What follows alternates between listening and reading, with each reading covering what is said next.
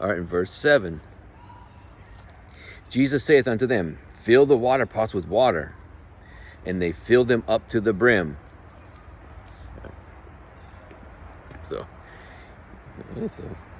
that's it. He just said, Jesus tells the guys, oh, fill those with water.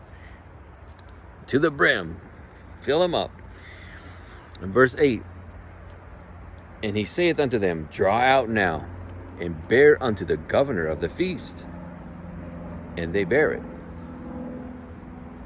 Right, so they listen. They're doing what Jesus tells them to do. They fill the water. He's like, now take some of that and go present it to the governor of the feast.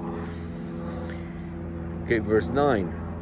When the ruler of the feast had tasted the water that was made wine, and knew not whence it was, but the servants which drew the water knew, the governor of the feast called the bridegroom. Right, so they didn't go up and say, here's some water. The guy over there told us to fill it up. Hopefully it's good. Here, they didn't tell him. They knew, but here, taste this. Right. And so when the top guy, he tasted, he's like, oh, where's the bridegroom? Get him over here. Right. In verse 10, and saith unto him, every man at the beginning doth set forth good wine, and when men have well drunk, then that which is worse, then they bring the worse wine. But thou hast kept the good wine until now.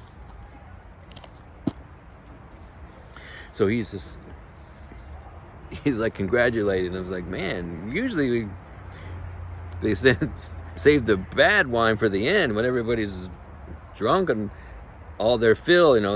They're not really paying attention anymore.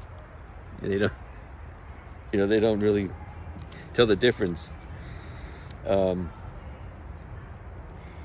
so in verse 11, this beginning of miracles did Jesus in Cana of Galilee, and manifested forth his glory, and his disciples believed on him.